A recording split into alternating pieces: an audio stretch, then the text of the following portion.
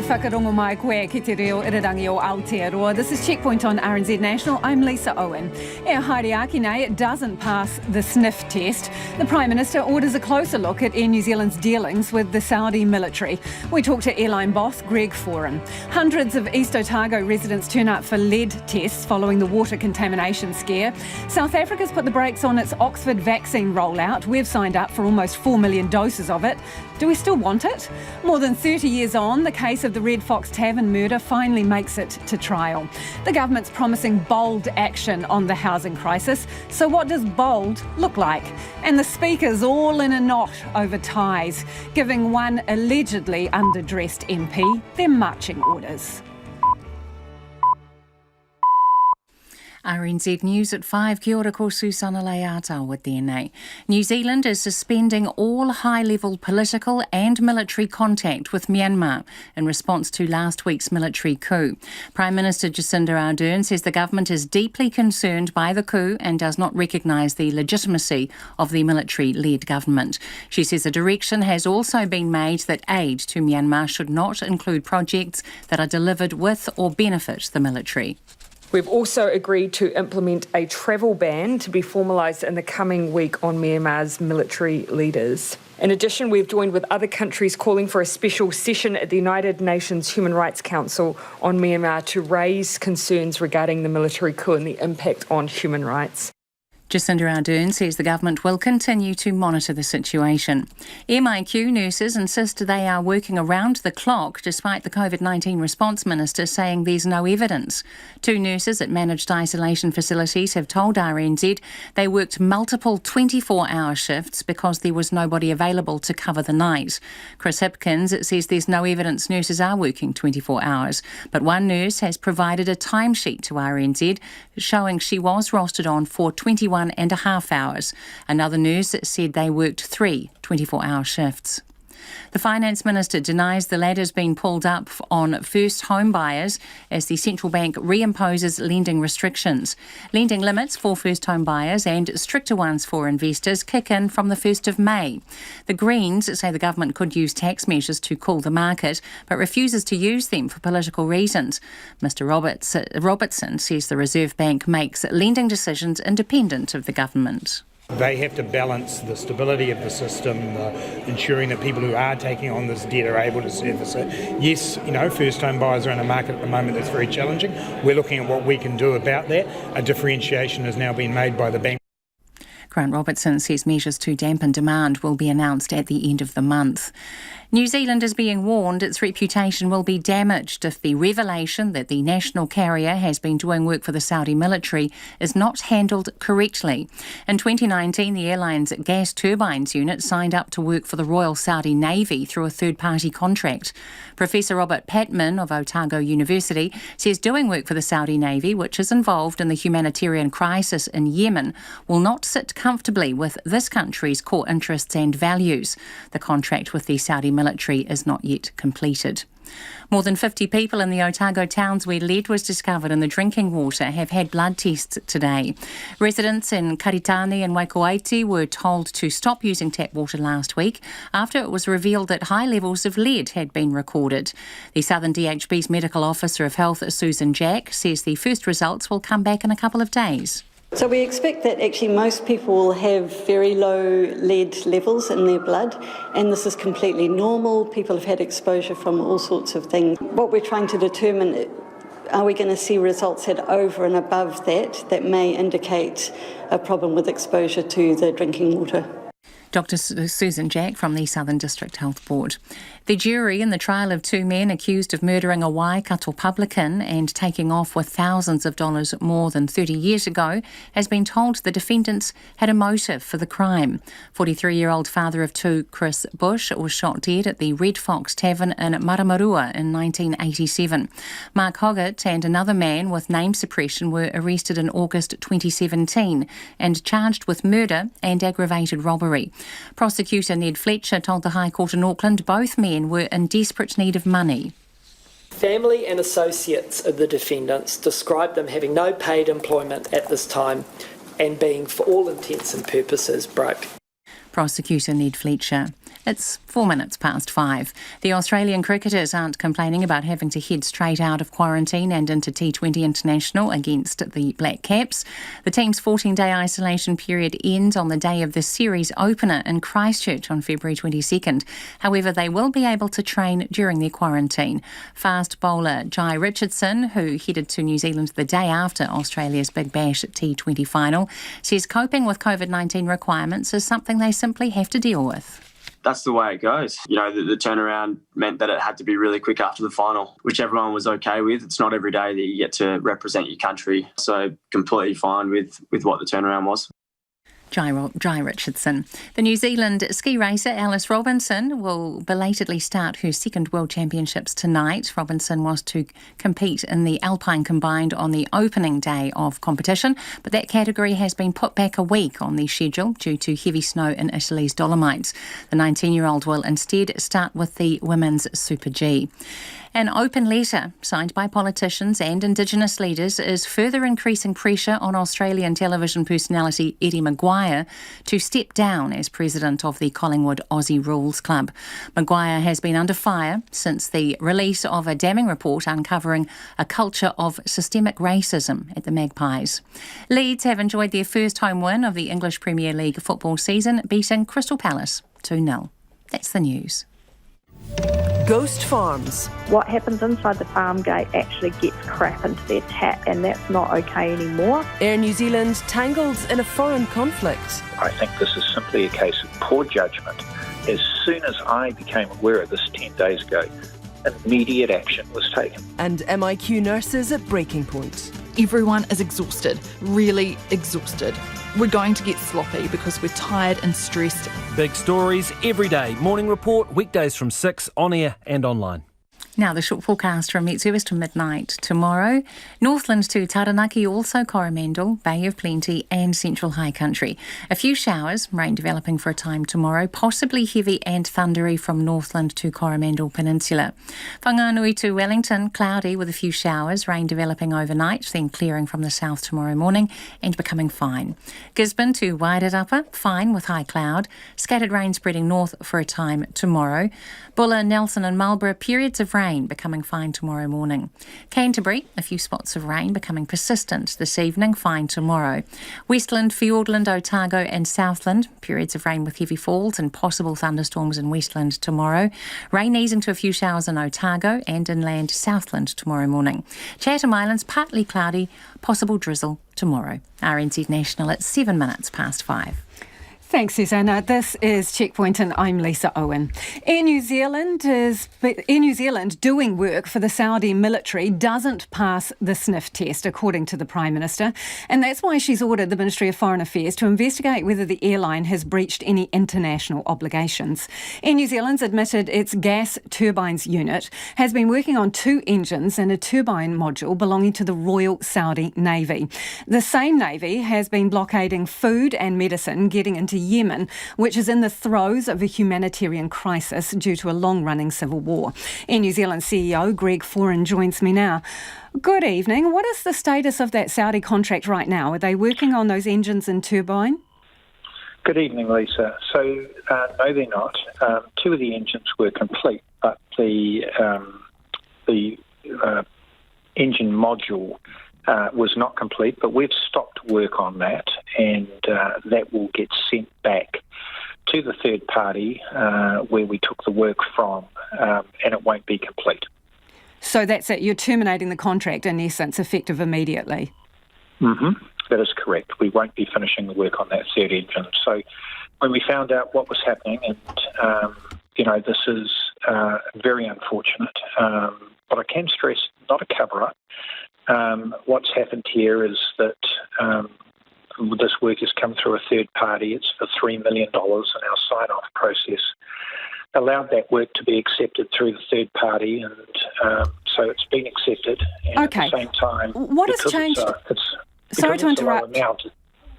I'm just wanting to bring us up to date here, because what has changed since this morning? So when you said you were talking about the contract being completed, you've obviously decided that's not going to happen. Have you had any calls from the government? Why has your position seemed to have shifted slightly? No, I was talking to the government last night, Lisa. Today we've been working through. I wanted to get more details on the status of where we were at with this uncompleted part. I've been able to get that and advise the team to stop working on that and to ship that back incomplete. As well as that, we continue to engage, and we're doing this last week with the Ministry of Foreign Affairs, and we'll continue to do that to understand more about the process in terms of working on military-type engines for navies.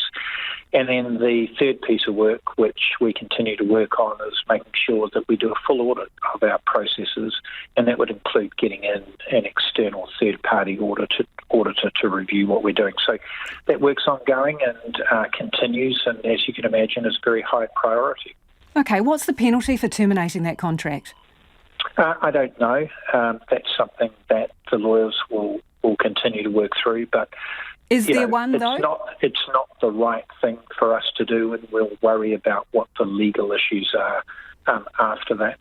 As you understand it, is there a financial penalty for failing to complete the contract? As I said, I'm not across that level of detail. What I do know is that it's not appropriate for us to continue to work on that. And why is that? Because obviously Air New Zealand signed up to the contract before. So I just want to get a brief understanding from you as to why you now see that this contract is not appropriate.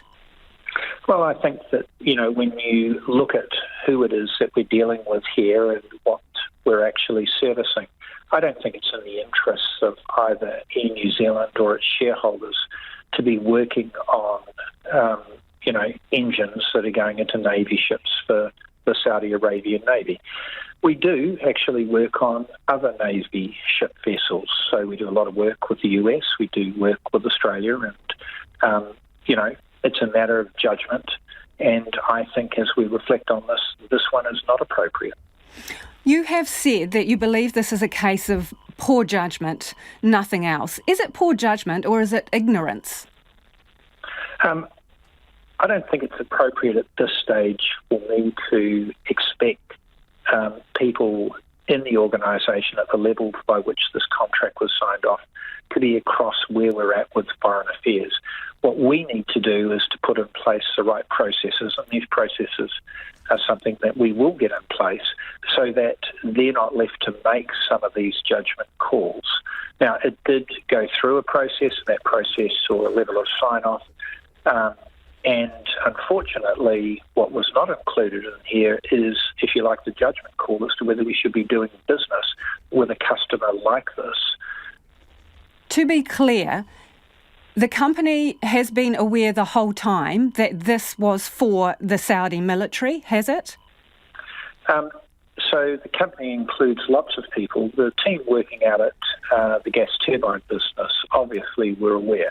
But in terms of management, they were not aware. And once we were made aware of this, and that was 10 days ago, I immediately brought this to light and have been in discussions. Sorry, Greg, what do you mean by immediately brought this to light? You've also said when you heard 10 days ago you took immediate action. So what action? And by bringing it to light, this has only come to light publicly now. So over that 10 days, what action did you actually take? Sure, we've been in discussion obviously with the government and Foreign Affairs around what's been happening in this space, and we've commenced auditing our own processes and reviewing who we've been doing business with, including any third-party people, gearing up a scope of work so that we can involve an external audit on that. So that's the work that's been underway, Lisa, so we haven't been sitting on our hands. Preparing for when it went public, were you?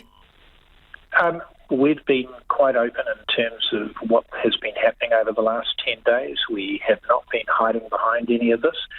The decision to go public was obviously something that, a newsroom has decided to do. I'm being completely transparent here about what's been going on, and let's bear in mind that this goes back several years. Understand. So how many other military contracts do you have?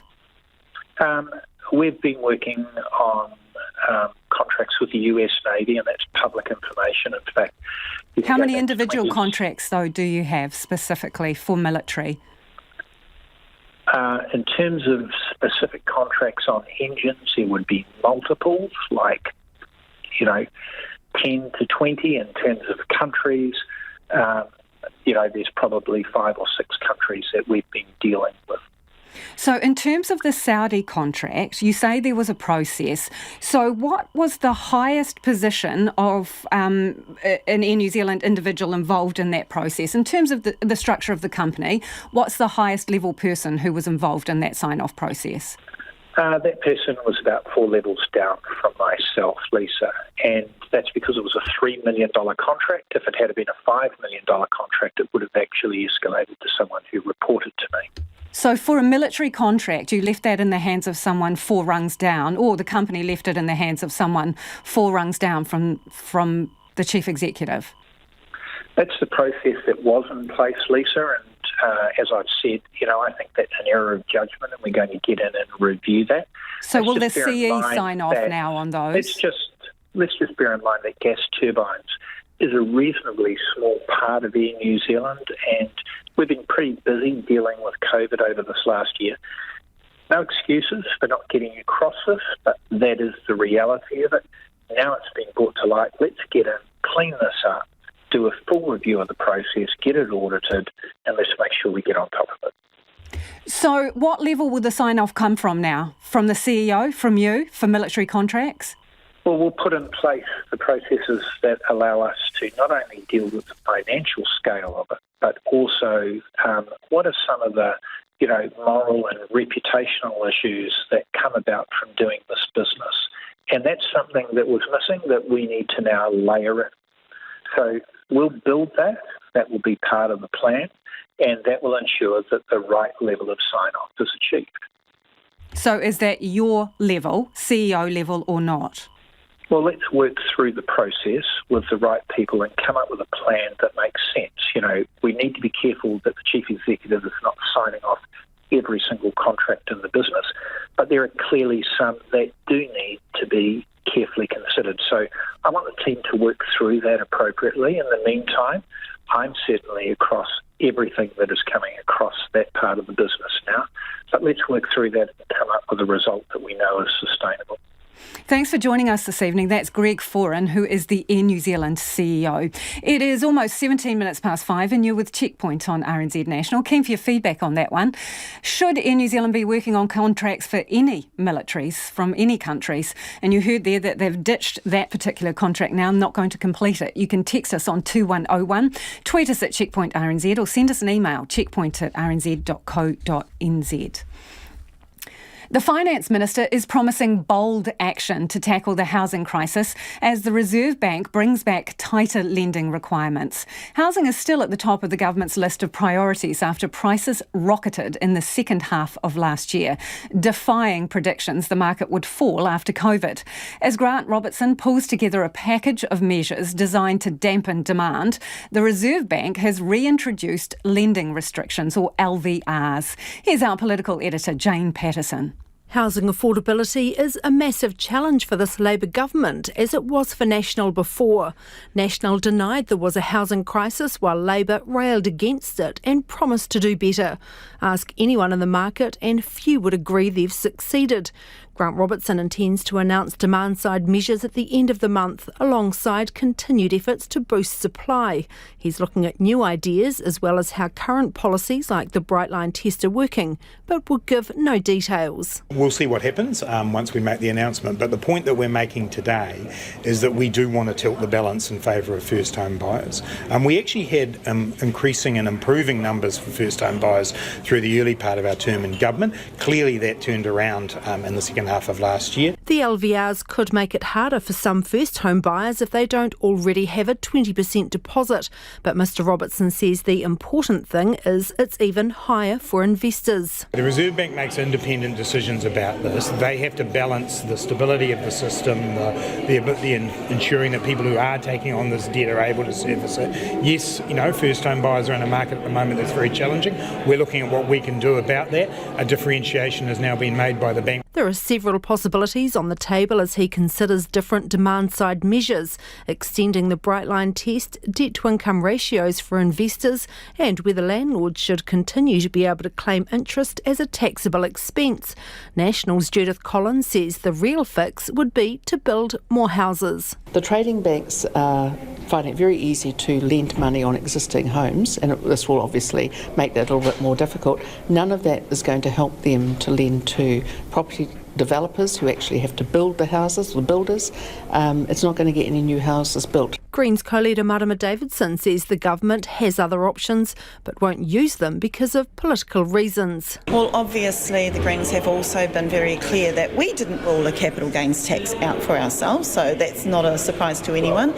There are a whole range of land taxes, a whole range of other taxes that can be looked at. What we've just been continuously saying, we should put them all on the table rather than rule things out. Mortgage broker Christine Lockie says the Reserve Bank restrictions will make it easier for first home buyers, as it'll take some investors out of the market. More particularly the mum and dad investors who are now using equity in their properties to buy investment properties.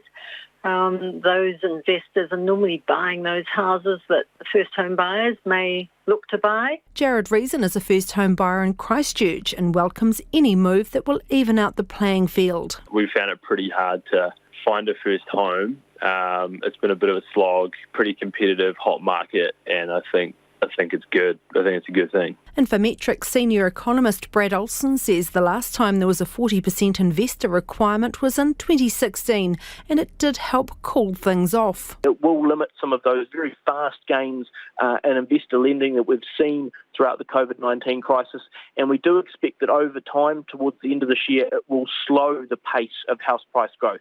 Prices will still increase, but hopefully at a slower clip than what we've seen in recent months. But he says it will be still hard going for those trying to get onto the property ladder. For first home buyers, this just means that house prices will increase out of reach slightly slower than they have before, but still will maintain that need to pole vault, in a sense, onto the bottom of the housing ladder as first home buyers try to pull together that deposit. Grant Robertson says the first proposals from the government on the demand side will go to Cabinet very soon, and he'll announce them at the end of the month. From Parliament for Checkpoint, Jane Patterson.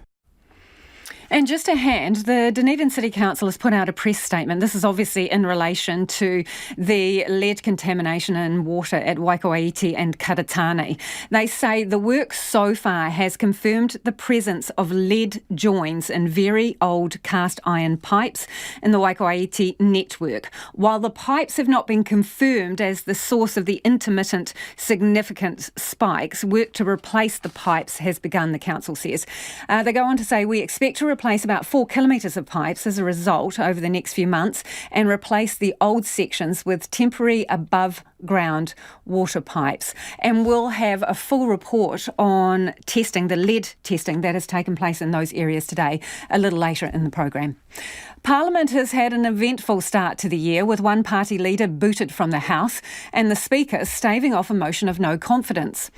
The debate on wearing ties at Parliament has been reignited, with Māori Party co-leader Rawiri Waititi told to leave the House after he refused to wear a tie.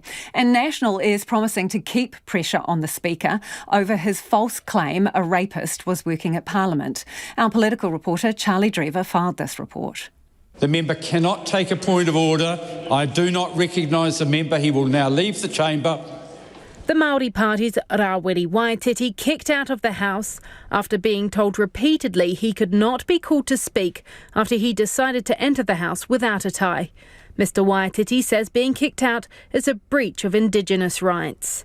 We've just finished the weekend for Waitangi, and I think relations in terms of Māori and Tauiwi are a long way off when decisions are made like this. As you can clearly see, this attire is business attire as far as I'm concerned. Wearing a pōnamu and shirt, he says the tie is not part of his culture. It's forcing the Indigenous peoples into wearing what I described as a colonial noose. The Speaker, Trevor Mallard, made the decision to keep the tie after consulting with other MPs. My own personal view has been expressed widely that I think ties are outdated, but that was not the view of the overwhelming majority of members who expressed their view to me. Nationals leader Judith Collins says the Māori Party has a reasonable point, but it would have been better to instead have a conversation with the Speaker. She is still a fan of the tie, though.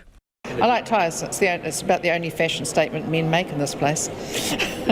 The Prime Minister, Jacinda Ardern, isn't impressed the matter came up at all. Whether or not people wear ties in the debating chamber, I have no objection to. It's not something I have a particularly strong opinion on. What I do have an opinion on is that I don't think it's a particularly good use of Parliament's time to engage in any lengthy debate on something that I think most New Zealanders aren't particularly bothered by. Meanwhile, Trevor Mallard continues to face pressure over the $300,000 of taxpayers' money spent to cover a legal dispute brought on by the Speaker making false claims that an accused rapist was working at Parliament. National today sought leave for a motion of no confidence, but it was quickly shut down. Today's move was symbolic, as Labour MPs who have a clear majority support Trevor Mallard as Speaker. 100% support for him. He's done a great job, and no, he shouldn't resign. He should just continue with his work. I think that he's managed things well. He made a mistake. He's acknowledged that, but I continue, of course, to have confidence in him. But National MP Chris Bishop says his party has no intention of letting it go. This is a matter of principle for the National Party. We do not believe Trevor Mallard is fit to hold the office of Speaker. So the motion sits on the order paper until the end of the week, and then of course we're coming back next week for Parliament as well. So we'll continue to put the motion on the order paper and continue to seek leave to have it debated. Chris Bishop says Parliament needs to deal with the matter and condemn Trevor Mallard for his behaviour. From Parliament for Checkpoint, Ko Charlie Drever, DNA. Well, joining me now is Māori Party co-leader Rawiri Waititi. Kia ora. Kia ora. Tēnā koe. Can you just describe to me exactly what you wore to Parliament today? Well, I wore a light grey suit with a white shirt and my heitiki made from Aotea stone, which is a type of pounamu. It's a blue type of pounamu, very rare, only found in Jacobs River down in the South Island. Okay, so where was your tie? My tie? That was my tie. My taonga is my tie. It's my tie to my people. It's tied to our mana motuhake. And it's the tie of my people. Our people have worn these types of ties for generations, thousands of years. And it's time that Parliament, which was consented by my ancestors, through Te Tiriti o Waitangi, recognised our right to and freedom to express our own cultural identity in a place that's supposed to be a place for democracy. So what do you reckon the dress options should be then, ideally? Well, I think if people want to wear a tie and they're comfortable with a tie, they should be able to wear a tie. But if you see the way I was dressed, it wasn't disrespectful. It was actually quite, I think, quite smart. I own two businesses, consultancy businesses, and also a farming business on our family farm, and I never wear a tie. So what does business attire look like to people? That's to the eye of the beholder, and that many of us are in business now, and it doesn't require ties. Rawiri, people who are watching as well as listening to this conversation, they'll see a photo of you, and I'll ask the director to pull it back up for us. You're wearing a tie in that picture. Which tie? It's a black tie. In what picture? Oh, yes. Yeah. So here's the thing. I will wear a tie when I want to wear a tie. But the thing is, I will not be forced to wear a tie. This is what I'm saying. This is about standing up against subjugation and assimilation. So this is not about whether I choose to wear a tie or a hat or some undies or shorts or pants or whatever. I choose to wear those. But I will not be forced to be wearing anything that I shouldn't be wearing. If not even sign the Treaty of Waitangi, it's an agreement between Māori and Pākehā. Why are Pākehā making Māori dress like they want us to dress? This is where the hypocrisy and the reasons why Māori are disgruntled by the continuous colonial ways that suppress my people and the development of our people heading into the future. Parliament should be a place where we could freely practice our democracy and represent the people that voted us in. I tell you what, the majority of the people that voted me in are not business attire people. They are labourers, they are forestry workers, they are beneficiaries, they are people who work in our orchards, and along with those who are in businesses and own businesses and work for iwi organisations. So let's cut the myth that business attire must be, that everybody must wear ties. I've been all overseas and met with corporate people all over the world. None of them wear ties. They're actually open-collared, suit-wearing people because ties are now outdated. But we will not be forced to wear colonial ties around our neck for the for the betterment of a cause that we're not supportive of. I can hear the fire in your voice, Rawiri, and the conviction in what you were saying. So I'm confused then by the fact it seems you didn't make any submissions when the Speaker said he was running consultation about the definition of business attire after someone raised the idea, James Shaw raised the idea of ditching it. Why didn't you go see him? Why didn't you make a submission? Why didn't you say, this is my feeling and this is what I would like? Because he said today that you didn't make any submissions. Is he right? But in Aotearoa 2020, as the Indigenous peoples of Aotearoa, we're still having to go to the white man to make a submission about how we should dress in that place that has been consented by my ancestors through the Tiriti Waitangi. This is what I am talking about. I made a submission in my maiden speech. It went viral. Over 300,000 people have seen that, about me removing the colonial tie. You're telling me that the Speaker didn't see that? So, and if this is the tyranny, he said it was an overwhelming majority that supported that. This is the tyranny of how democracy works, the majority rules. If two of us from the Māori Party were to put in a submission to say we didn't agree with ties, where would that get lost amongst the very system that keeps our people in second place, democracy? And so this is the other thing, is that when it suits everybody, democracy works. But when it doesn't suit everybody, we get overpowered by the majority, and that's exactly what would happen. Rawiri, quickly before you go, so tomorrow you'll turn up without a tie again? I do. You will tomorrow? Same. Because he released an email on the 1st of February saying that the 2017 review of standing orders supported members dressing in formal wear of their cultures they identify with. He released that email to us, so I went in there. I walked into the house wearing my taonga based on my understanding of the Speaker's email, which stated that the Speaker has already allowed for a foreigner, a rāwaho, to wear only his taonga. It's preferential treatment. It leads one to believe that it's racially motivated. It is more than just the tie or the taonga. This has everything to do with equality. It has everything to do with the colonial agenda that continues to force Māori to be like Pākehā. This is what I'm saying, and that's the message that I'm getting across today.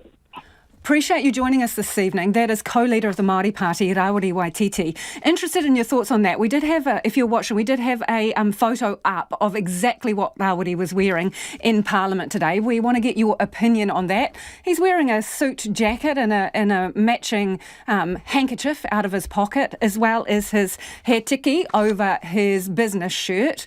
Is that appropriate attire for Parliament? Should everyone have to wear a tie? Text us on 2101, tweet us at Checkpoint RNZ, or is it, as he would describe it, being forced into a colonial box? East Otago residents have been getting tested for lead poisoning today after discovering their water supply was contaminated. Last Tuesday, residents in Waititi and Karatane were first told about high levels of lead in their water supply. But another community in the area says they've had no contact from the Dunedin City Council, and there's been a string of revelations over the past 7 days, giving them cause for concern. Camera operator Dom Thomas and reporter Tess Brunton are in Waikouaiti and filed this report. It's been a week since residents in Karatane, Waikouaiti and Hawkesbury Village discovered they couldn't drink their tap water after spikes of lead. Liz manages the Waikouaiti Beach Tavern Motel and is frustrated by poor communication. I was told on Tuesday night and I had my motels full.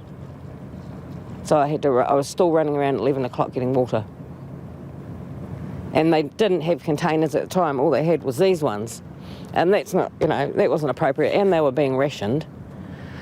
And then they only had them at this site. They didn't have them actually down at the Beach Street site, where the camping grounds is as well. She thinks many people will avoid the free clinic because they want answers quickly and they're worried about the centre being inundated with residents. I've had to help a lot of elderly people that have Just down at the Beach Street one, because there's a lot down there, and I've had to help fill their water and take it home to them because they're on walking frames and they've got containers that are bigger than this one, trying to push that along the street, and it's just not good enough. So I do a couple of old ladies on the street as well. Waikouaiti resident Nick Terry brought his 6-month-old son to get his blood tested. Alf's mainly breastfed, but he does get a couple of bottles to sort of fill him up before bedtime. So obviously going back, he's potentially has been drinking the water for a while, so come to kill the cat and the curiosity, as it were. He's hopeful the Dunedin City Council will back the communities if the results don't turn out the way they'd like. We're a pretty resilient community around here, and it's full of some pretty good people, so people have always banded together to help each other out, so it'll just continue to happen, hopefully. Morgan Strode-Penny was waiting for a test. She's been training horses at the nearby racecourse. She found out about the lead levels from her mother, who lives in Christchurch. It was 4 days after the no-drink notice was issued. Her boss has been trucking in big bottles of water from Christchurch. I felt real sick over the last couple of days, and I spoke to my dad, and he was like, yeah, no, it sounds like over the last 4 months you've had a bit too much of the water. Just go get yourself tested and see what they have to say about it. Less than 10 minutes south of Waikouaiti is Hawkesbury Village, a small community with just over 120 residents. Kylie Scott is the Managing Director of Hawkesbury Village Management Limited. She says their water comes from the same supply as Waikouaiti and Karatane, but they were left in the dark. Oh, it was pretty scary, really. I only heard it through my neighbour. She said, can we use the water tonight? As Managing Director, I hadn't heard a thing from the Dunedin City Council, and I still haven't had any communication with them unless it's been instigated by myself. Kylie Scott went to the public meeting on Friday. She says it was disheartening Hawkesbury didn't even get a mention. She just wants her community to be kept in the loop and to get their water and soil tested. She's planning to get her family of 6 tested today. Dunedin City Council Chief Executive Sandy Graham says preliminary results of water testing done on Thursday, Friday and Saturday show no detectable levels of lead or levels well below acceptable amounts. She says the source of lead contamination is still under investigation. Staff are out in the field at the moment working through a range of things that it might be. It could be environmental, it could be a faulty test result, potentially like a false positive. It could be as a result of like lead seals on a particular part of the network in the pipes. And we know there's one area that does have old lead seals. Now, they're probably not the cause of an intermittent spike, but we're replacing them anyway. She says about 10,000 litres of water is being tanked in every day for residents. While residents should find out about their blood test results later this week, it's unknown how long they'll be waiting to drink their tap water again. In Waikouaiti for Checkpoint, Ko Tess Brunton, TNA. Now, in response to those concerns in Tessa's package from residents, the Dunedin City Council says staff have door-knocked every Hawkesbury Village residence.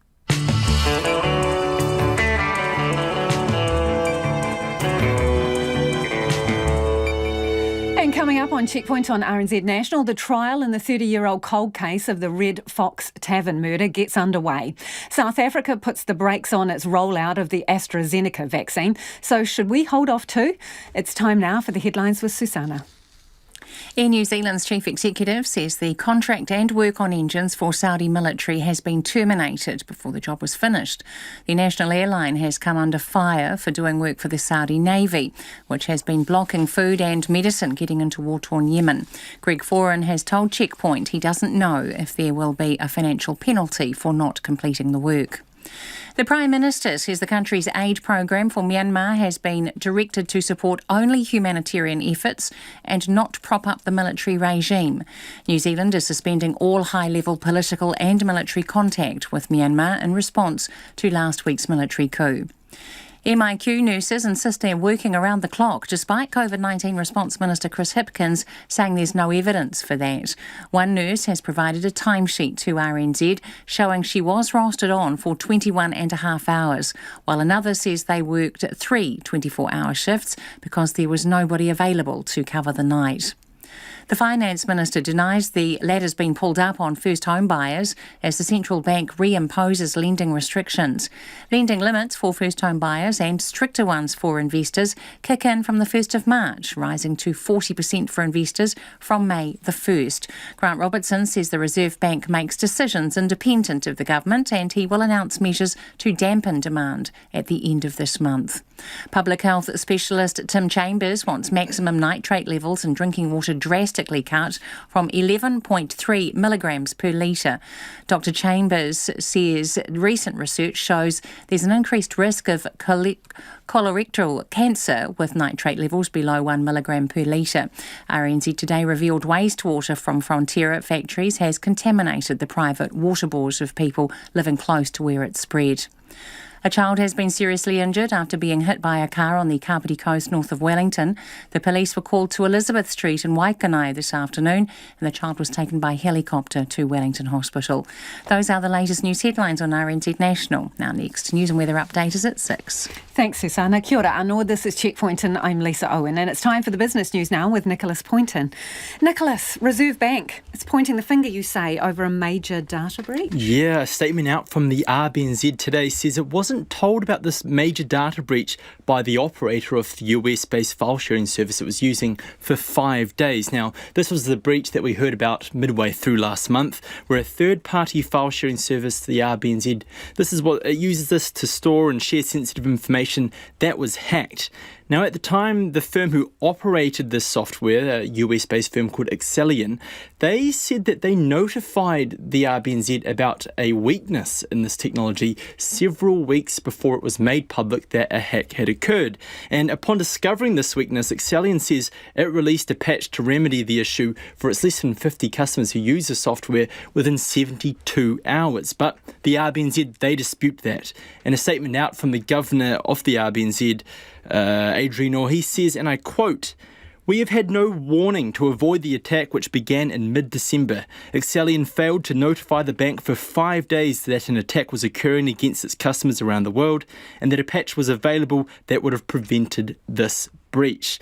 Furthermore, it goes on to add that if it were notified, it could have downloaded this patch and secured its system and maybe have avoided the attack altogether. So it's clear that both accounts are now at odds with each other.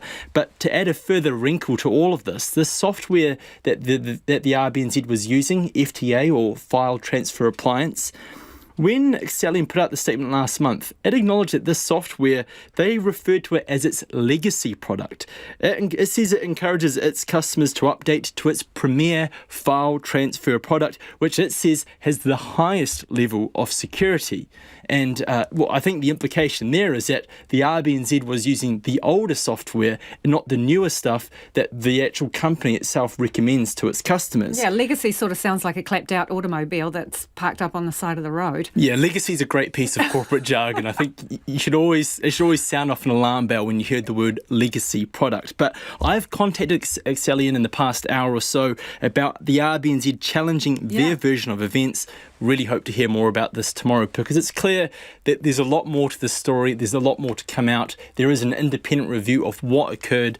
So look, watch the space. And as you rightfully point out, we have now two completely conflicting accounts of how it unfolded. Let's move on to Briscoe's group. So it is emerging as one of the surprise winners from the pandemic. Yeah, I mean, all this home baking stuff. Who would have thought, that a year ago that with, we look at all the lockdowns, all this economic uncertainty, that the Briscoe's group would post its highest year of sales to date, and it's now well on track for a record profit. It put out a stellar update today. It says fourth quarter sales were up by 18% on last year to nearly $250 million. It says total group sales for the year, because remember, it's not just Briscoe's, it's also Rebel Sport. They were up 7.5% to $700 million for the year. That's the first time the company's ever broken that barrier, and it's on track for a record profit of about $70 million, and that's after it has to pay back the $11 million it received from the government's wage subsidy scheme. We spoke to the company's managing director today, Rod Duke. He says a lot of New Zealanders, when they came out of lockdown, they realised they weren't going to be going overseas anytime soon, so they decided to take all that additional money that they had lying around. He specifically references people who live in the suburbs. He says they went out and spent more on their homes and also on themselves, buying up large when it comes to things like exercise equipment. And to top it all off, he believes that this momentum it's likely to continue, and he refers to the fact that our borders remain closed, and he feels like as long as that's the case, he reckons more people will be looking to buy things, really. It's got a captive clientele at the moment. Yep, he says the momentum is only likely to continue. There are challenges, though. One is, surprise, surprise, inventory. It's managing shortages because of supply chain issues. It's not as bad as we've probably read or seen, that's what we've been told, but it is an issue that the company's having to sort of deal with at the moment. So its share price, following this very rosy update, it was up by about 1.8% today to $5.70 per share. And what were the other numbers from the market? Well, the NZX itself is actually down nearly 1% to 12,928. Our dollar is at 72.5 US cents, 93.8 Australian and 52.6 British pence. And before I go, I cannot forget Bitcoin. It is now shot up. I think the last time we spoke about it, I was telling you, it was about a single Bitcoin was worth about 45,000 New Zealand dollars. It's now at, last time I checked the screen up, says $64,174. Goodness me. Thanks, Nicholas. That's Nicholas Poynton with our business update. A number of you have been getting in touch about the story about Air New Zealand. A split on your views. Stuart says a blanket ban on military contracts would remove Air New Zealand's skills from servicing our own military. As the Air New Zealand representative said, it needs careful consideration of any potential military contract. Valerie says Air New Zealand's military contracts are by definition profiting from war. It is indefensible. On the subject of ties, so ties, still got to wear one. If you're male at Parliament, it's considered business attire. And Rawiri Waititi got kicked out of the house today because he wasn't wearing one. This person says the protocol of tie wearing is about respect for the institution. The silliness of this is ridiculous. Mr Waititi should get on with debating and confronting issues that are meaningful and are of greater importance. Mike says, I'm a Pākehā, 55 years old, and I'm with Rawiri. I'm also a businessman, wear suits to all sorts of occasions and have even submitted to select committees of Parliament, all without a tie. Grow up, Parliament, says Mike. Someone else says, I don't care if they wear their pyjamas. I just want them to fix the housing crisis now, plus the health system. Thanks for getting in touch. Do keep your feedback coming. Text us 2101 or tweet us at Checkpoint RNZ. A trial is underway for one of the country's most well-known cold cases, more than 30 years after Waikato publican and father of two, Chris Bush, was shot dead during a robbery at the Red Fox Tavern in Maramarua. 6-year-old Mark Hoggett and another man with interim name suppression were arrested in August 2017 after the police reopened the file, but they deny charges of murder and aggravated robbery. Our reporter Sarah Robson is covering the case at the High Court at Auckland. As Justice Wolford explained to the jury of 7 men and 5 women, the 33-year-old cold case comes down to one issue: who killed Chris Bush? Is the Crown able to prove beyond reasonable doubt that the defendants were the 2 heavily disguised and armed men who burst into the Red Fox Tavern late on the evening of Saturday, 24 October 1987, and shot the publican dead, robbing the tavern of its weekend takings? That night, Chris Bush, the 43-year-old manager of the Red Fox Tavern, was having a few drinks with 3 of his staff after closing time. But not long before midnight, Crown Prosecutor Ned Fletcher said in his opening address to the jury, 2 intruders burst through an unlocked back door. One was carrying a baseball bat, the other a sawn-off double-barrelled shotgun.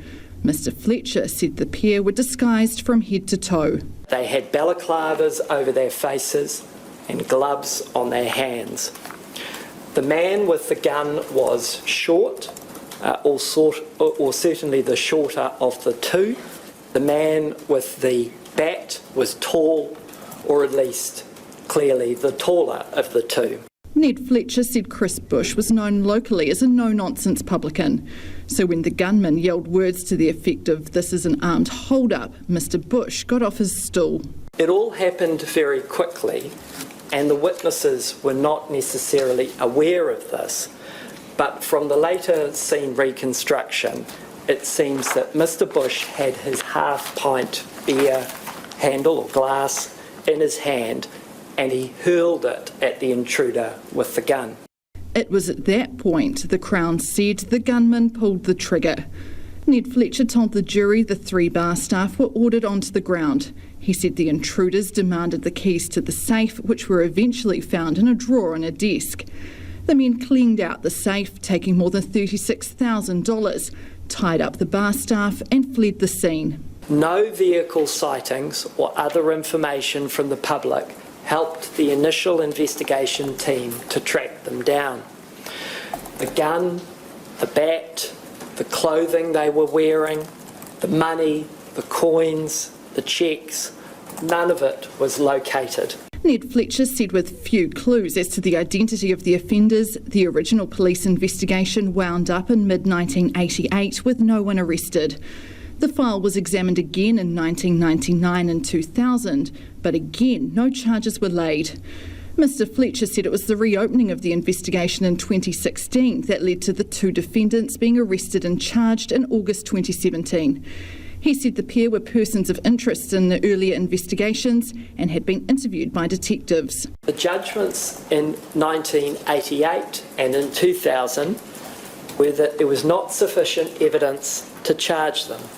But the judgment in 2017, following further investigation and reassessment, was different. Ned Fletcher said the Crown's case would be largely circumstantial, but there were a number of factors that could lead the jury to find the defendants were responsible for Chris Bush's killing. Christopher Stevenson, the lawyer for the man with name suppression, said his client did not shoot Mr. Bush and played no part in the crime. Mark Hoggart's lawyer, Craig Tuck, said his client wasn't involved either. The Crown is likely to call more than 60 witnesses in the trial, which could take up to 12 weeks. From the High Court at Auckland, Mo te hōtaka o te ahi, ko Sarah Robson, aho. It's 10 to 6, I'm Lisa Owen and you're with Checkpoint on RNZ National. After 6, we'll speak to an infectious disease expert about the status of the Astrazeneca vaccine planned for use in New Zealand. A public health specialist says the maximum allowable level of nitrate in drinking water should be 11 times lower than current rules allow. Otago University's Dr. Tim Chambers is part of a Ministry of Health appointed research group investigating links between nitrate and colorectal cancer. He says the allowed rate of 11.3 milligrams per litre should be slashed to 1 milligram per litre. RNZ today revealed dairy factory wastewater has contaminated the private water bores of people living close to where it's spread. Our reporter Farah Hancock spoke to Dr. Chambers and asked if international research linking nitrates with colorectal cancer is robust. 2 most prominent studies have got the most robust study methodology. And so one of those is a cohort study, another one's a case control study. So very good study designs and really robust methodology. And can you give me a bit of a rundown of what they showed? Yeah, both studies showed that people that were exposed to nitrates in their drinking water at relatively low levels, so well below what we have in New Zealand as our maximum acceptable value, had a high likelihood of getting colorectal cancer. And this was when they controlled for other risk factors for colorectal cancer, such as SES or socioeconomic status, red meat, alcohol and tobacco.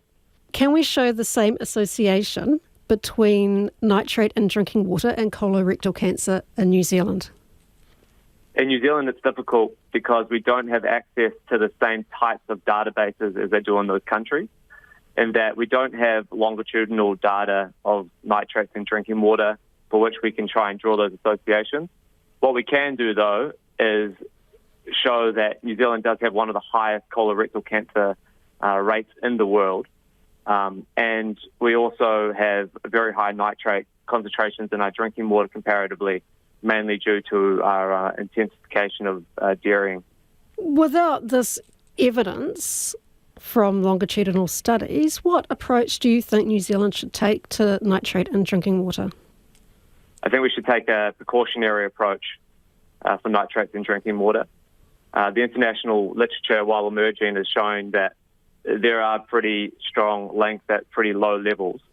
The problem with contamination of nitrates in our drinking water is that once it's done, it's very hard to undo.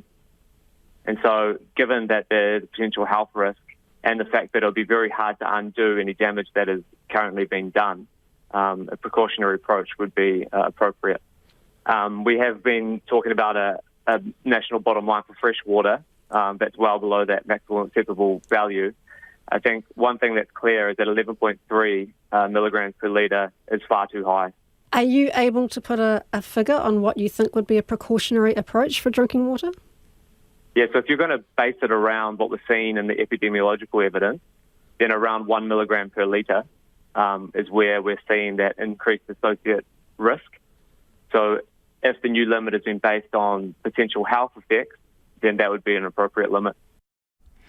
And that was Dr Tim Chambers.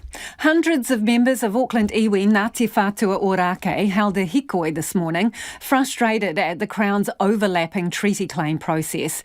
They walked along the city's waterfront to the High Court where their case is being heard. Te Aorewa Rolleston has more. As dawn broke over Tamaki Makaurau this morning, Ngāti Whātua Ōrākei iwi members marched for 7 kilometres to the High Court, bearing flags, performing haka and singing waiata. The hikoi comes after overlapping treaty settlement claims, which occurred when the Crown planned to give 2 areas of land to the Marutuahu collective. It's land that Ngāti Whātua already claims whakapapa to. Ngāti Whātua Ōrākei chairperson, Marama Royal, says the Crown's cross-claims policy was the main cause of the iwi's concerns. Using that policy to transfer pockets of land within our settled area, in our heartland, which is Taurarua, which is right here, one of them, to other iwi outside of Tamaki. And so this is what this is about. It's about showing our unity, our strength, our mana, and protection of our whenua for our mokopuna. Ngāti Whātua Ōrākei had settled its grievances with the Crown in 2011. In 2018, the Supreme Court granted Ngāti Whātua access to the High Court to recognise the overlapping treaty claims with the Marutuahu collective. Minister for Treaty of Waitangi negotiations, Andrew Little, says the Crown had been working on the issue of overlapping claims for some time. The last finding by the tribunal on the issue said the Crown had to improve its overlapping interests process, which it has done. It's spoken to the iwi chairs, for example, and worked up a new process. Mr Little also says the Crown recognises it is about working with iwi and using a tikanga Māori process. There's no particular magic here. It is about working with iwi, being facilitative, being respectful, and just finding a way through what is a very difficult issue when it comes up. Marutuahu spokesperson John McIntyre says the Ngāti Whātua Ōrākei hikoi is an attempt to influence a court decision and undermine the collective treaty settlement which the Crown put in place. In a statement, Mr McIntyre said, "It is interesting that Ngāti Whātua Ōrākei didn't object to Marutuahu's whakapapa to the region when we made submissions supporting their treaty settlement redress allocation in places outside their so-called heartland like the North Shore." Marama Rural says the court hearing marks a chance to listen to one another and cross-examine their histories. We want the outcome to be fair. We want the Crown to change their cross-claims policy. And if it is, it'll be a landmark decision not only for Ngāti Whātua Ōrākei but for other iwi across the motu. Ngāti Whātua Ōrākei, along with the iwi from Marutuahu, will undergo the proceedings for stating their iwi claims over the following weeks. Mo te pūrongo o te ahiahi, ko te Rawiri Waititi tēnei.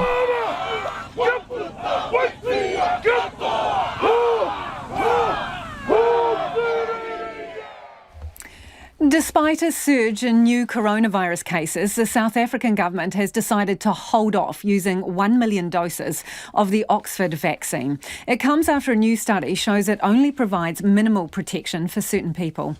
The BBC's Nomsa Maseko reports. Even the weather couldn't dampen the optimism last week, as 1 million doses of the Astrazeneca vaccine arrived in South Africa.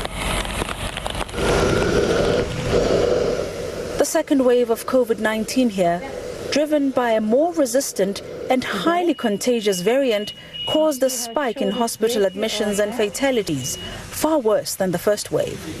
Last night, in an online briefing, scientists advising South Africa's government delivered news that no one wanted to hear. I think we just need to maybe suspend use of Astrazeneca, but investigate it more fully to see can we utilise it more effectively. Plans to vaccinate South Africa's 1.2 million healthcare workers have now been put on hold. We lost family members because of this COVID, so we need to get this vaccine so we can be able to carry on with our lives. Colleagues were dying. Even today, we are still going to attend a memorial service of a colleague who has died. There are those who really want to be vaccinated so that we can go back to our normal lives, so that we can just get rid of this pandemic. There is no doubt this is a setback to South Africa's vaccination program. The challenge now is for the government to vaccinate as many people as possible in the next few months before South Africa's winter, because that's when the third wave is expected to hit. And that report from the BBC. You're sending more feedback on the issue of ties. This is Rawiri Waititi, the co-leader of the Māori Party, got the boot from the House today because he wasn't wearing a tie. Paul says if Rawiri wants to be an MP, then he chooses to follow the rules of Parliament. It is called common sense. Perhaps he needs to reflect on his wish to contribute his voice to our democracy and his choice to stand for Parliament. Someone else says, I don't believe MPs should have to wear a tie in Parliament. RNZ News at 6. Ngā mihi nui ko Susana Leata with DNA. MIQ nurses insist they are sometimes working around the clock, despite the COVID-19 response minister saying there's no evidence. 2 nurses at managed isolation facilities have told RNZ they worked multiple 24-hour shifts because there was nobody available to cover the night. Kate Gregan reports. Chris Hipkins says while there can be on-call shifts, there's no evidence nurses are working a full day. But one nurse has provided a timesheet to RNZ showing she was rostered on for 21 and a half hours. Another nurse says they worked 3 24-hour shifts, including one where they were technically on call, but worked for 19 hours and had 5 hours downtime. The nurse said these hours were never restful, saying she slept in her uniform and didn't have things like a toothbrush or a change of clothes. Call Kate Gregan, TNA. Air New Zealand CEO says the airline has terminated its contract with the Saudi military. Through a third-party contract in 2019, the airline's gas turbines unit worked on 2 engines and 1 power turbine module from vessels belonging to the Royal Saudi Navy. He says work on the 2 engines was completed, but he today advised workers not to complete work on the engine module and to send it back to the Saudi military. Greg Foran has told Checkpoint he doesn't know if there will be a financial penalty for not completing the work, but that will be worked through by the airline's lawyers. It's not the right thing for us to do, and we'll worry about what the legal issues are after that. Greg Foran says it's not appropriate for Air New Zealand to be completing this work for the Saudi military. The Prime Minister says changes are being made to ensure New Zealand's aid program does not prop up Myanmar's military regime. New Zealand is suspending all high-level political and military contact with Myanmar in response to last week's military coup. Jacinda Ardern says the government has also issued a directive that New Zealand's aid program should only support humanitarian efforts and people on the ground. In the past, it's included work alongside agricultural projects, alongside education institutions, even the union movement. Some of that will be able to continue, but we will make sure that we've got that extra rigour to ensure that we are not in any way supporting the military regime as a result of that work. Jacinda Ardern says after years of working so hard to build a democracy in Myanmar, it was devastating to see the military coup unfold. The Greens say the government does have options to dampen the housing market, but won't use them for political reasons. The Finance Minister will soon announce a range of demand-side measures, but they won't include the likes of a capital gains tax already ruled out by the Prime Minister. Today, the Reserve Bank confirmed lending limits for first home buyers and stricter ones for investors to kick in from the 1st of March. much. National says building more houses is the real fix. Greens co-leader Marama Davidson says Labour has limited its own options. Well, obviously the Greens have also been very clear that we didn't rule a capital gains tax out for ourselves, so that's not a surprise to anyone. There are a whole range of land taxes, a whole range of other taxes that can be looked at. What we've just been continuously saying, we should put them all on the table rather than rule things out. Greens co-leader Marama Davidson. The latest tests done on water in Karitane and Waikouaiti show low or non-detectable levels of lead. The two Otago towns were told to stop using tap water last week after high levels of lead were detected by Dunedin City Council. Chief Executive Sandy Graham says interim samples from late last week show low or non-detectable levels of lead, underscoring the intermittent nature of the previous spikes. Residents in the affected areas are being offered free blood tests from today to check if they are affected. Ms Graham says the latest water results are encouraging, but it's important to wait until blood test results are in before drawing conclusions. The council is still investigating the potential source of contamination.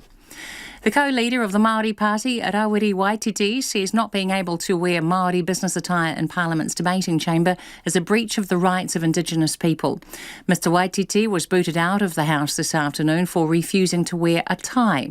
The Speaker, Trevor Mallard, had recently considered getting rid of the tie requirement, but ultimately ruled that it would remain because most MPs supported it. In the debating chamber, Mr Waititi said he was wearing Māori business attire with a taonga around his neck. Mr Waititi says at Parliament, he is constantly made to feel like somebody else. That is not part of my culture, ties, and it's forcing the Indigenous peoples into wearing what I described as a colonial noose. Māori Party co-leader Rawiri Waititi. It's 6:05. Rafael Nadal begins his pursuit of a record 21st Grand Slam tennis title under an injury cloud, but should have little problem overcoming Serbio Laszlo Djere in their first round match in Melbourne tonight. A back problem has been restricting Nadal's movement at practice during the past couple of weeks. The Spaniard hasn't won the Australian Open title since 2009, but is likely to be troubled by Djere, who has never won a main draw match at the tournament. In the women's draw, 2019 French Open champ Ash Barty opens her campaign to deliver Australia its first Grand Slam singles winner on home soil since 1978. Defending women's champion Sophia Kenin, 2020 runner-up Gabina Muguruza and men's 7th seed Andrei Rublev have won their first round of matches so far today. The High Speed America's Cup yachts are forcing a change in the way the umpires make their calls. The AC-75s have reached speeds of nearly 100 kilometres an hour on the Waitemata Harbour, and the umpire boats can't always keep up. For the first time, the umpiring team are watching the racing on a live feed on land as well as on the water. Chief umpire Richard Slater says so far the teams haven't made any or as many protests during racing as he was expecting. I think we're a little bit under. We track all of our calls, obviously, and review them. Although, now I say that, I'm trying to find some wood to touch because I'm expecting the final will be the start of a couple of really good series of match racing and some fireworks. The Challenger Selection Series finals between Team UK and Luna Rossa starts on Saturday. That's the news. Tonight on Nights, Littleton poet and writer Ben Brown delivers the annual Read NZ lecture. His topic, if nobody listens, then no one will know.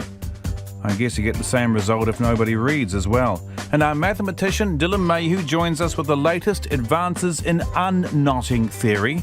It's one thing to untie a knot, but can you put the proof on paper?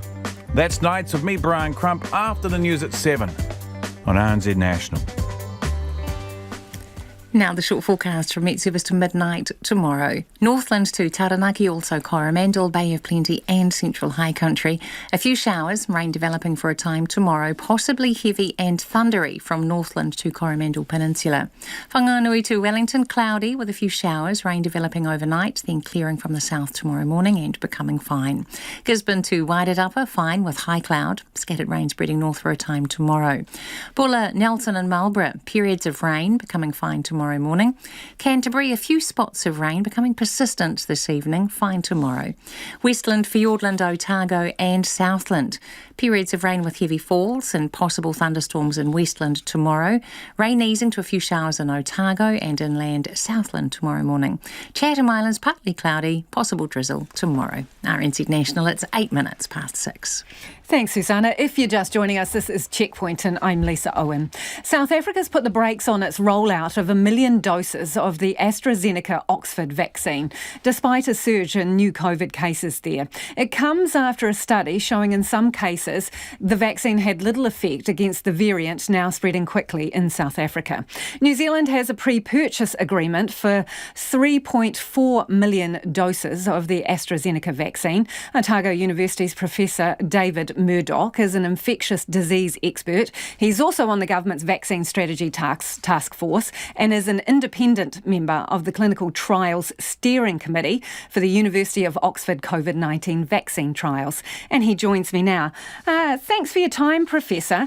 First off, given that we've got a pre-order for a whole lot of this particular vaccine, people are going to be wondering, have we backed a dud here?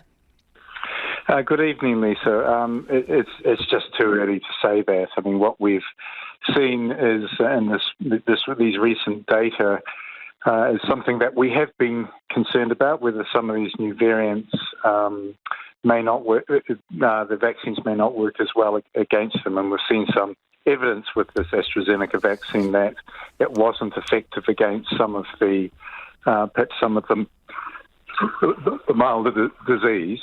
But we still don't have information about its effectiveness against severe disease, which obviously we're interested in. It's a bit of a quirk of the study design that they didn't have information. So we're in the situation of lots of information coming out at different times. We just need to really carefully analyse it as it comes forward. We are in the fortunate position. There are many, we've got a number of what look like very safe and effective vaccines to choose from. So this study that raises some concerns about its effectiveness, what more can you tell us about that? Because it was a relatively small study, wasn't it? That's right. It was actually part of one of the clinical trials where they just looked at the subset where they could have that information. So, yes, it is. It's an early look. And quite interestingly, as I said, that there's no information on those who had severe disease. They could only look at those who had mild disease. So we don't have information on whether the AstraZeneca vaccine is effective against severe disease, which is obviously, we're particularly interested in. And in contrast, actually one of the other vaccines produced by a company called Janssen, which is also has trials in South Africa, was only able to look at more severe disease and showed it had some effect with this against this new variant, but didn't have information on mild. So again, we're in a situation not really knowing whether that vaccine is effective against mild disease. Also, we could be in a situation where vaccines have a greater effect with these new variants against severe disease, but not against perhaps mild disease. So those are two that we've actually signed on pre-purchase agreements. So that leaves us in an interesting position. AstraZeneca has been suggesting that it could have some modifications ready by spring New Zealand time. So are we best to wait for that? Yes, I mean, it's such a, things are evolving so quickly, and it is actually one of the real advantages with this new technology that we're seeing. We get seeing effective vaccines, but ones that should be able to be adapted fairly quickly, and perhaps even more quickly than some of the technologies that we have used to with other vaccines. And we do have some time to be able to evaluate this new information as it comes to hand, which is coming very, very quickly. We have a very good science committee that looks at it in New Zealand. We really do need to be able to analyse all the data in great detail. It's actually been one of the challenges seeing these sort of banner headlines come out from corporates and it's incomplete data. We really do need to have a look at all of these nuances to be able to understand the true effectiveness and the place of the different vaccines. Professor, given that the government is working to a timeline where they're going to be a max vaccination program in the second half of this year, given the information we currently have, would you be happy for that Oxford Astrazeneca vaccine to be rolled out as part of that program? At the moment, it indicates that it is, the data indicates that it is effective against most of the strains we're seeing. So yes, obviously we're interested in seeing this additional information as it comes to hand. But at the moment, it would be certainly too hasty to say this is not a useful vaccine. We really do need to look at it, and also the strength of the portfolio approach that the government's decided is the idea of getting a diverse portfolio of agreements with a variety of different manufacturers, different vaccines that will give us the best chance of getting effective vaccines of one sort or other into our population. Does that not create a little bit of a problem, though? Because the government has said, OK, diverse portfolio, multiple vaccines. We have different bits of information about each one. Some have higher efficacy rates. Others seem like this one now to be showing that they don't work against the South Africa variant, yet to be totally determined. Doesn't that create a sort of vaccine hierarchy that you'll have people going, oh, I want this one or not that one, and the government says it's going to decide which one you get. So question is, will some people be ghettoised in that selection? Well, I think what you're describing is the complexity of the situation, and you're absolutely right. This is unusual. Normally what we have is we have all the information at once to assess. We're probably choosing, you choose a vaccine for the country for a particular infection. Here we've got multiple options all coming at once. We don't have the information at hand, and the opportunity to have more than one vaccine. So you're right, it's the complexity of that, of that situation. So yes, I don't think anyone underestimates that issue and having to decide about whether one vaccine is better in one situation compared to another. But there are a lot of people working on this, and obviously that information is fresh information is coming almost every day. Which one would you want? At the moment, I'd take any one I can get. Any of the ones that we've signed up to so far? Well, yes. Obviously, the ones that have been want them obviously to go through the regulatory processes, but they all look. The information is we've got safe and effective vaccines, and at the moment, I'd say any of those would be fine. Appreciate your time this evening. That is Professor David Murdoch from Otago University. Air New Zealand's CEO, Greg Foran, has confirmed to Checkpoint the contract with the Saudi military has now been terminated. In 2019, the airline's gas turbines unit was contracted to work on parts belonging to the Royal Saudi Navy. A professor of international relations says he's shocked the national carrier signed up to the contract at all without telling the New Zealand government. Rachel Graham has more. Robert Patman, Professor of International Relations at Otago University, says the Saudi regime has conducted a brutal 5-year intervention, which is currently identified as one of the worst humanitarian situations in the world. He says Air New Zealand providing indirect assistance to the Saudi Arabian Navy will not sit comfortably with New Zealand's core interests and values. It's a bit of a shock that someone had not done their homework in being party to being a third party to a contract that could result in assistance for the Saudi Navy in a war which has come under severe international scrutiny and where human rights violations have occurred at an alarming level. The United Nations has imposed sanctions in a bid to avoid fuelling the conflict. But Professor of Law at Victoria University, Alberto Costi, says based on the current information available, it seems unlikely Air New Zealand has breached those sanctions. But I think it is much more for New Zealand, who is seen very often as a very good international citizen, as a state that will comply with the measures taken by the United Nations, the policies of the United Nations. It is really, it stains the image of the country potentially on the international plane. Mr Costi says it's surprising that Air New Zealand, which is 52% owned by the government, could do work with another country's military without consulting the Ministry of Foreign Affairs and Trade. The Prime Minister Jacinda Ardern says the contract has ramifications for New Zealand and its reputation, so MFAT is looking into how it happened and how they can stop it happening again.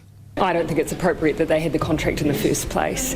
And look, while there are certain requirements within New Zealand, export control orders and so on, and a question mark over whether or not they've been in breach of those, regardless, it just doesn't pass New Zealand's sniff test, and I think they acknowledge that too. Finance Minister Grant Robertson says New Zealanders will not want to be part of the war in Yemen, and Air New Zealand should not be undertaking work for the Saudi military.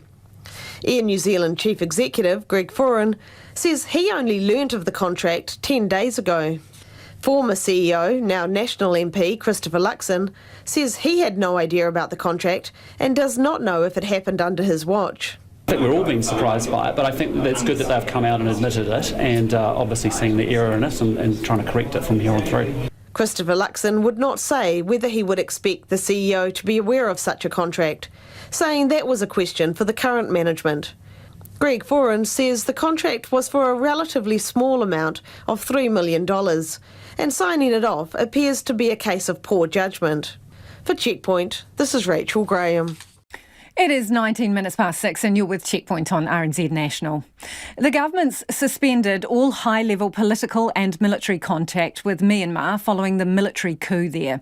It's also making sure aid doesn't benefit Myanmar's military and will bring in a travel ban on the country's military leaders. It comes as the family of an Australian academic being detained by the Myanmar military calls for his immediate release.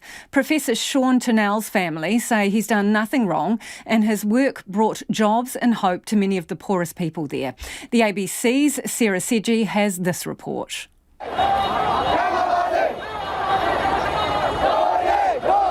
For days now, thousands have gathered on the streets of Myanmar, calling for an end to the military coup. They're also calling for the release of the country's detained leader, Aung San Suu Kyi. Water cannon has been used on protesters and warning shots have been fired into the air as police try to disperse crowds. But the situation could escalate, according to Professor Damien Kingsbury from Deakin University. I think that there will come a point where the military starts to use a bit more force and the protests start to melt away. It may be that the public will is sufficiently strong and sufficiently outraged for the protests to continue. But if they continue to push without acknowledging the attempts by the military regime to end them, then it's likely that the military regime will start resorting to more repressive measures. And that will probably start, for example, with things like more arrests, particularly of people who are organising these protests. But I suspect in the streets that it will start to become gradually more violent. In his first national address since last Monday's takeover, the leader of the military has declared a new election will be held, but didn't provide any more details on when this will be. Senior General Min Aung Hlaing stands by his assertion that fraud took place in November's election, won by Ms Suu Kyi's National League for Democracy. We'd kept the public and the world updated through our regular press. The authorities failed to take responsibility. That's why the military had to declare a state of emergency to take care of the democratic system, according to the 2008 Constitution. And now we are doing our duty to the country. Senior officials are among those who have been arrested following last week's events. Among them, Australian academic Professor Sean Turnell, an economic advisor to Aung San Suu Kyi. In a statement released overnight, his family says they are distraught he has been detained. It reads he is a practical economist who has and will always use his expertise for a good cause. It adds the family is in contact with the Department of Foreign Affairs and Trade, which is working to bring him home. Foreign Minister Maurice Payne. We have asked for his immediate release, and we have been in contact with the most senior levels of the incoming government in Myanmar. It's obviously a very volatile situation. Unfortunately, we also saw the use of water cannon in Naypyidaw overnight, and we are joining with a number of countries in our region, ASEAN in particular. I've been in contact last night with the Indonesian Foreign Minister and late last last week with the current chair of ASEAN, my colleague in Brunei, in relation to these issues. We are working very hard to secure the release of Dr. Turnell, Professor Turnell. He is a very, very well-respected academic. His passion has been in helping Myanmar and the people of Myanmar. But why he's been detained is still unclear, says Professor Kingsbury. I think that when we know why he's been arrested, then there would be more chance of the Australian government moving to actually have him released. I know that the Australian government has made representations, but until we know why he's been taken into custody, it's very hard to address. My sense is that he's been taken into custody simply because he has such a detailed understanding of Myanmar's economy that if he were released and I would expect expelled from the country, that he would be in a perfect position to then be able to pinpoint where economic sanctions ought to be levelled, which would hurt the military most, but damage the broader economy and hurt the Myanmar people the least. The United Nations Human Rights Council will convene a special session this Friday on Myanmar's state of emergency. Sarah Sedgey with that report. Former President Donald Trump will make history again tomorrow as he faces an unprecedented second impeachment trial in the US Senate. He was impeached last month in the House of Representatives and stands accused of inciting the insurrection at the US Capitol. At stake, the former president's ability ever to seek public office in the USA again. Our Washington correspondent Simon Marks reports. The former president will watch his impeachment trial from his palatial post-presidential quarters at his Mar-a-Lago golf club in Florida. Not for him an in-person appearance in Washington. He has dismissed a request by Democrats for him to show up and testify. Instead, his brand new team of lawyers has indicated they will deploy a multifaceted approach at the trial in a bid to secure the former president's acquittal. First, they'll argue the process itself is unconstitutional. David Foran is one of the president's new legal eagles, hired just a week ago. The impeachment proceeding is intended for the removal of office of a sitting officer. The impeachment occurs in the House, of course. That occurred while President Trump was president. But they held the articles until he was no longer president. Trial didn't begin. There's absolutely no jurisdiction in the Senate to try former President Trump than there is any other citizen in the country. He spoke on Fox Business, but most constitutional scholars dismiss that claim. They argue that the trial can go ahead precisely because the impeachment of the president by the House of Representatives took place while he was still in office. So the lawyers have other weapons in their armoury. They'll argue that the president didn't incite the riots, but that his insurrectionist supporters acted off their own bat, to which it is likely the Democrats will respond with video suggesting precisely the opposite. First, the president's words themselves. We're going to walk down, and I'll be there with you, to the Capitol, and we're going to cheer on our brave senators and congressmen and women, and we're probably not going to be cheering so much for some of them. Then the words of some rioters when they were confronted by police on Capitol Hill just 90 minutes later. We were invited by the President of the United States! The Trump legal team will also argue that even if the president's language may have encouraged some protesters to riot, his words are covered by the First Amendment to the American Constitution guaranteeing freedom of speech. Finally, they argue in their legal brief that Donald Trump won the election, even though he didn't. A further attempt to justify the president's actions by claiming he was simply trying to overturn an injustice that plainly did not exist. For Democrats, the next few days will be a challenge. They need 17 Republicans to switch sides if the president is to be convicted.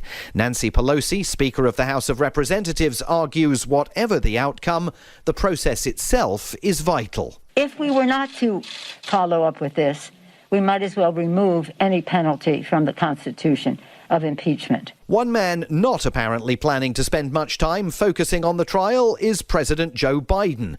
At the White House, spokeswoman Jen Psaki told reporters he's got a country to run. I think it's clear from his schedule and from his intention he will not spend too much time watching the proceedings of any time over the course of this week. He will remain closely in touch with Speaker Pelosi, Leader Schumer, and he will leave the pace and the process and the mechanics of the impeachment proceedings up to members of Congress. And that report was compiled by Simon Marks in Washington. The new CEO of Wellington Rugby League says the future of the game is with Māori and Pacifica communities. About 200 people turned out to support the Mihi Whakatau ceremony for Andre Whitaker, who's of Cook Islands and Tahitian descent. Tale Anderson has more. The Wellington League community was out in force for the ceremony, a pleasing sight for new CEO Andre Whitaker. We've had representatives here from across all the clubs, and what's been really nice too is some of the older members, life members in Wellington, are re-engaging with the game again. So fantastic, and our Pacifica communities, of course. He says Pacifica Māori communities make up a strong part of Wellington Rugby League's 11 clubs. And what we want to do is encourage and support them to have their own Pacifica Māori tournament games, and that's always happened, but we just want to help out more and make that stronger, because the future of our game is with our Māori and Pacifica communities, yeah. Mr Whitaker is the first Pacific person in this role, and Wellington Rugby League's Whaono Ken Laban says they're celebrating inclusion and diversity. It's historic with Andre being the first Pacific Islander in New Zealand to be appointed to an executive position. We have had general managers in that in the past, but not a chief executive officer at this level. And Sakavi is the chairman of the Porirua Vikings and vice chairman of the Wellington Referees Association. He says rugby league is strong in Porirua. We've got 3 clubs out there that are stalwarts out there at the moment. We've got the Te Roa Bay Marlins, the St George Dragons, and obviously the Porirua Vikings. So rugby league is very strong within our community. Very high percentages of our Pacifica and Māori brothers and sisters. Satia Hunt of the St George Dragons Club in Porirua says it's great to see a Pacific person in the role, as there's a high Pacifica and Māori base in the Wellington Rugby League community. In Cannons Creek, Porirua, we're a low decile area, so there's a lot of Pacific Island and Māori families. St George Rugby League Club in Porirua is the biggest junior rugby league club, but it's 95% is all Pacific Islanders and Māori. She's pleased about Rugby League Wellington's strategy of engaging more communities. Myself being a Pacific Island woman, being Samoan, it's just good to have that diverse cultures in there all coming together, so it's very important. Wellington Rugby League says its vision is to work with many people and acknowledge the contributions the Māori and Pacific communities have made to the game. For Checkpoint, Tale Anderson. And that's about all we've got time for this evening. Don't forget you can check out all our video stories and others online. First up, back first thing tomorrow. RNZ News headlines at 6:30. Greg Foran says Air New Zealand has terminated its contract with the Saudi military and unfinished work will be sent back incomplete. MIQ nurses insist they sometimes work around the clock because there are not enough staff to cover the night shift. 2 men accused of murdering a Waikato publican more than 30 years ago deny any involvement.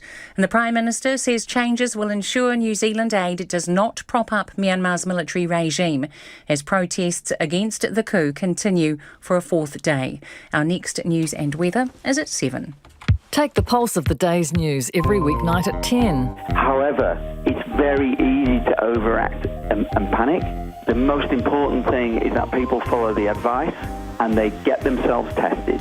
Live with local, national and international stories as they happen. Meanwhile, the City Council and the Regional Council are working their butts off to find out where this lead is coming from. Up to date if you're up late. Lately with Karen Hay every weeknight from 10 on RNZ National.